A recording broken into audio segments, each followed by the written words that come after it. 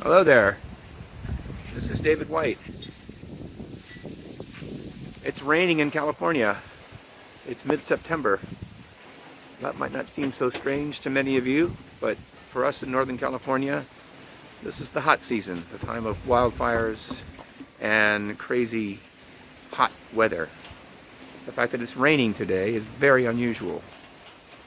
Now, it's probably as good a place as any, as good a symbol as any, to start to talk about the dynamics of change, which is the topic of this video.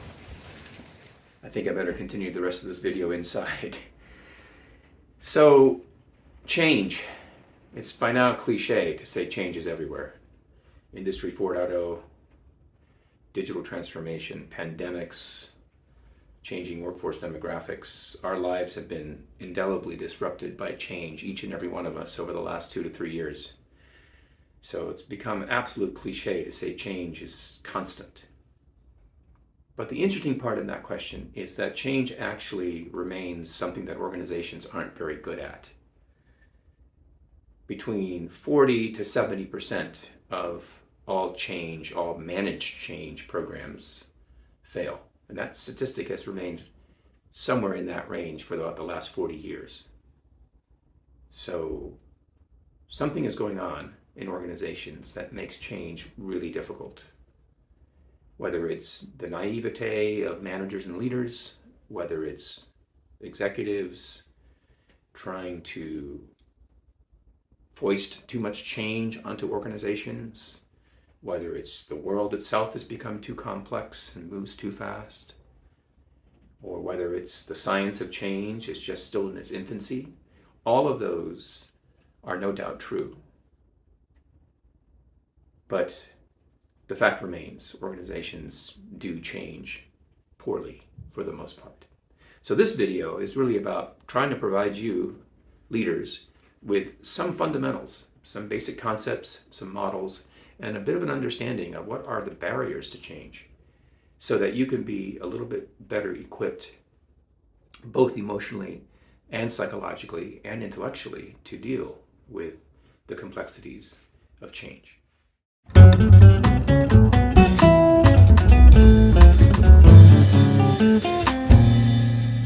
The researcher and writer Richard Eckersley states, complex systems are driven by multiple interactions between their components.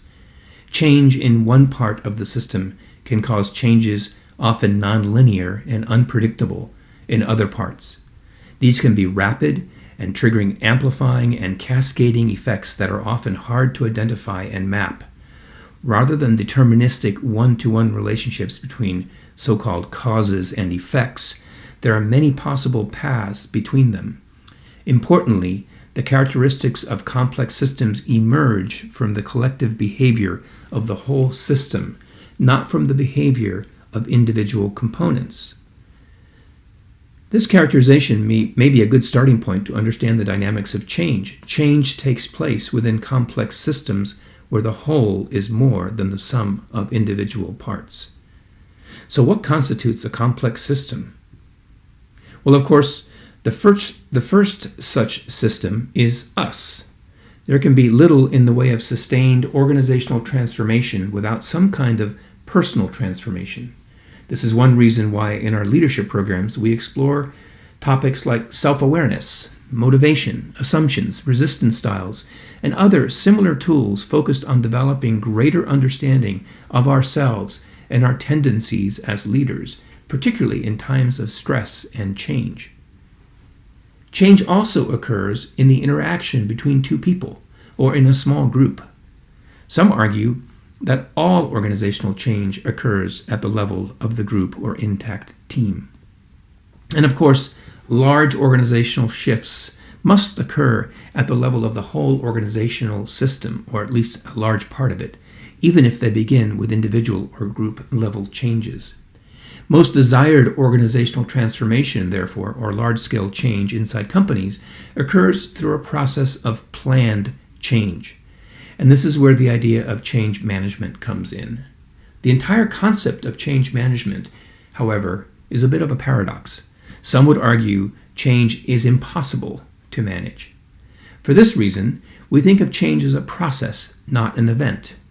Many organizational change efforts fail right here because they fall into the trap of thinking of change as a communication event. That is, if we just say it the right way, to the right audience, at the right time, the rest of the organization will magically fall in line.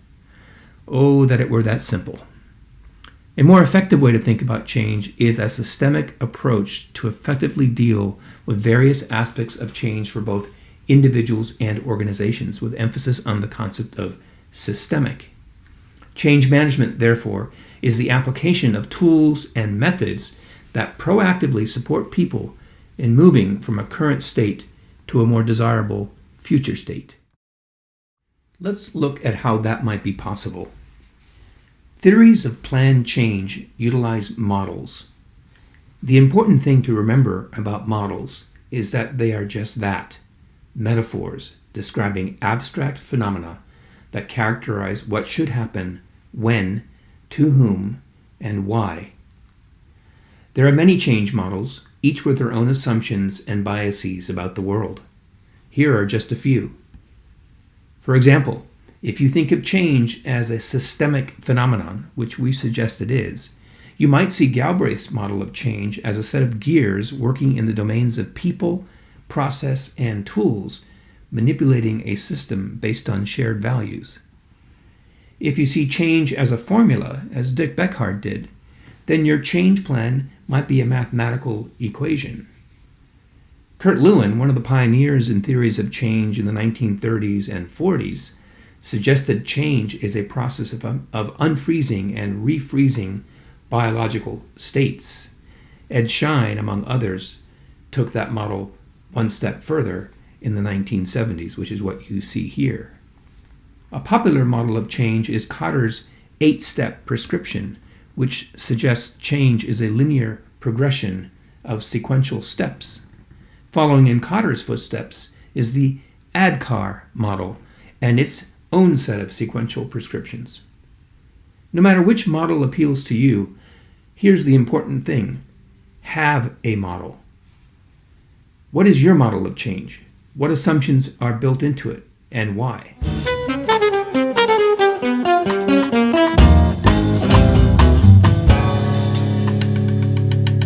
One of the things that makes change so complex is that much of how human systems actually change is unplanned. It is often unexpected, random, chaotic, and psychologically and emotionally charged. After all, many of us can accept change if we feel we have some say and some control over it, but few of us want to be changed. This is where theories and models of unplanned change become useful. One such model is William Bridges' transition curve. Originally developed as a model of grief, Bridges points out that while organizational change in the aspirations of change agents might be already figured out, what actually happens with real people who are the recipients of change is quite different. In other words, organizational change might be fast, but personal transition is slow. In dramatic change, people can go through an entire cycle of emotions, from denial and shock to ambivalence to later acceptance and perhaps even enthusiasm. The important thing for the change leader is to recognize that each individual will experience these transition curves at their own rate. And the more significant or sudden the shock of change, the more profound the grief and sense of loss may be, which means any given individual's ability to accept change will take time. This is why when leaders say, just get over it or get on with it, they might be ignoring one of the most fundamental facts about how individual people actually experience change. Another model that we like is the so-called 7 needs model. The simplicity of this model belies its effectiveness in describing 7 core emotional and psychological needs that people usually must have met in times of change. Each of us may have different needs based on context, past experience, or our own value systems. But again, effective change leaders recognize this and take the time to address these needs, or at least allow space for them to surface so that conversation about these needs can become part of the change process.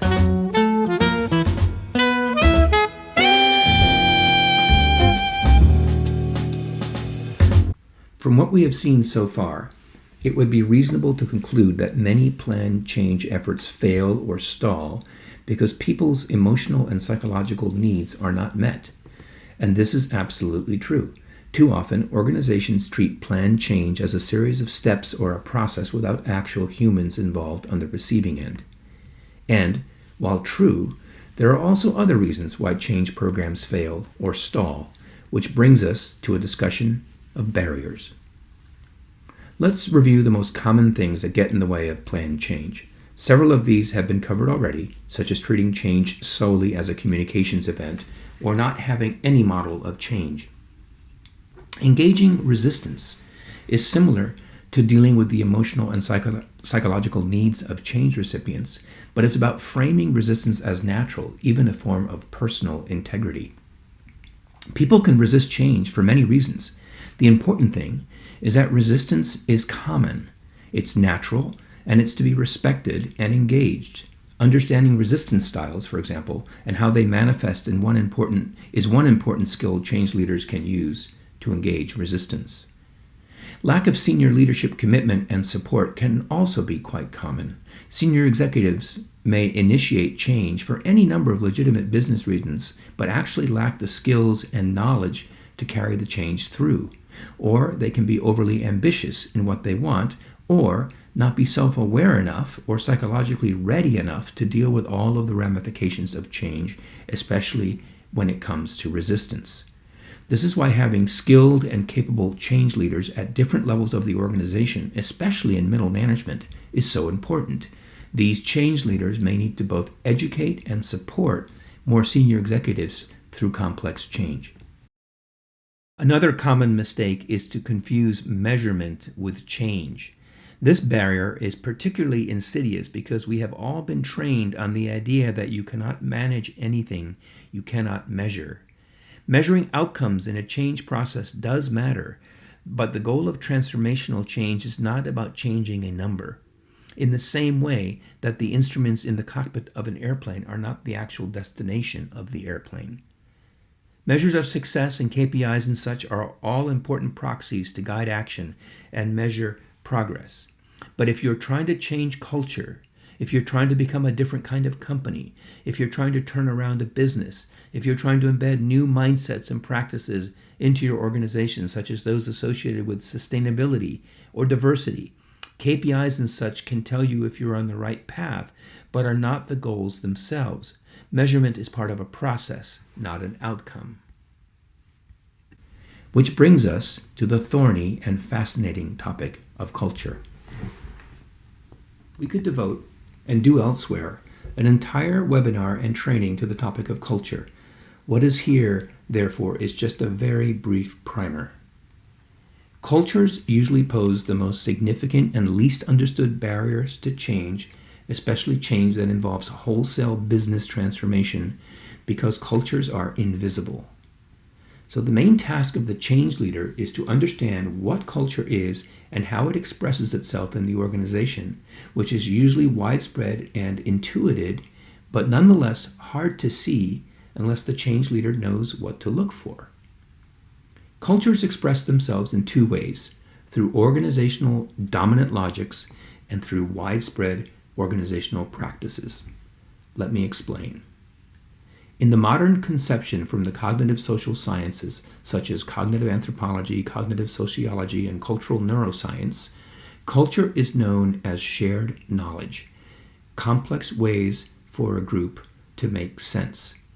At their core, cultures are anchored by widely shared, taken for granted beliefs or assumptions that we call dominant logics. We call them logics because they seem logical for a given community as ways of making sense of their world. Dominant logics come from many sources, but usually are closely related to either the belief system of a dominant professional group, think of software engineers in a software company, lawyers in a law firm, biochemists in a pharmaceutical, or they come from the company having solved really hard market or technology problems that enabled it to survive and succeed. These experiences impart durable beliefs about what constitutes success. The easiest way to see a dominant logic in action is in a firm's most prevalent definition of success, the basis by which so-called good performance or success is defined, who is considered a rock star, or what individuals or groups have status and power. All of these are usually expressions of dominant logics, as we see here.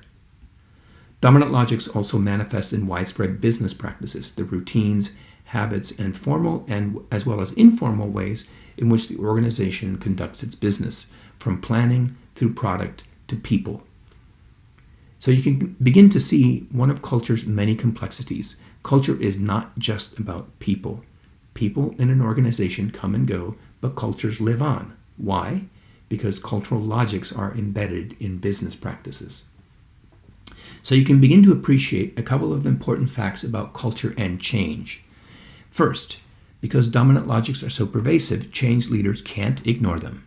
The firm that is highly risk-averse, for example, is going to have a hard time adopting change that requires it to suddenly take on a lot more risk.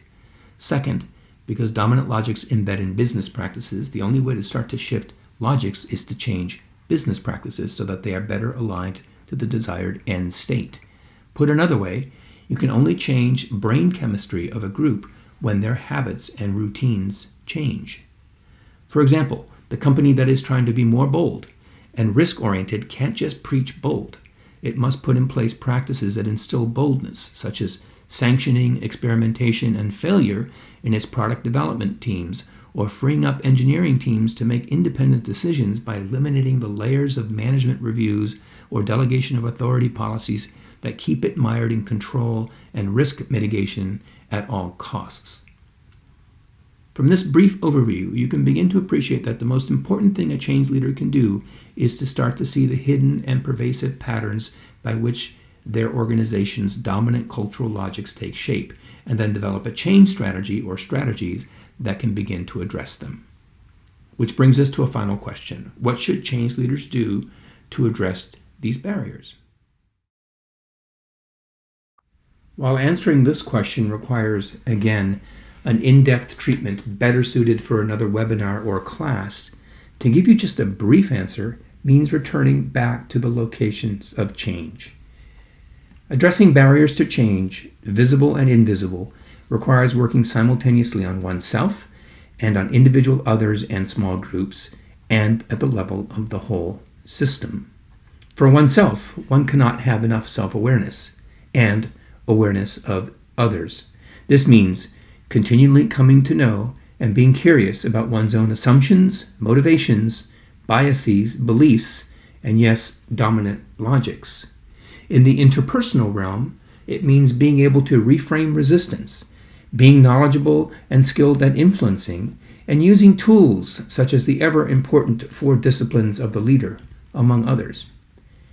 And at the system level, it means several things, including ensuring active and visible sponsorship of your change project, using change management methods and tools such as those outlined in this video, knowing who your stakeholders are and involving them in the change process, especially early, having an effective communication plan, the why, who, what, when, and also being sure to include the what's in it for me for each stakeholder group, and being able to identify pervasive and hidden organizational patterns and call them out as dominant logics to highlight how they preclude change, and from that, naming the business practices, the habits, routines, and formal and informal business processes that need to change in order to enable the desired future state.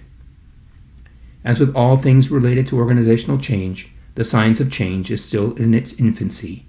There is much more to say. Perhaps then, the best way to end our short journey through change is to end with a paradox. The paradox is this: leading large-scale organizational change requires adaptive leaders. Adaptive leadership requires disrupting the status quo. Organizational and societal transformation is not possible if we continue to do the things the way we have always done them. Challenging that is very hard. It requires depths of courage and curiosity to challenge beliefs and assumptions that perhaps you or your colleagues have held your entire lives. But if you can appreciate this one fact, you are taking your first major step towards being an effective change leader. I hope you have enjoyed this video. Thanks for watching. See you next time.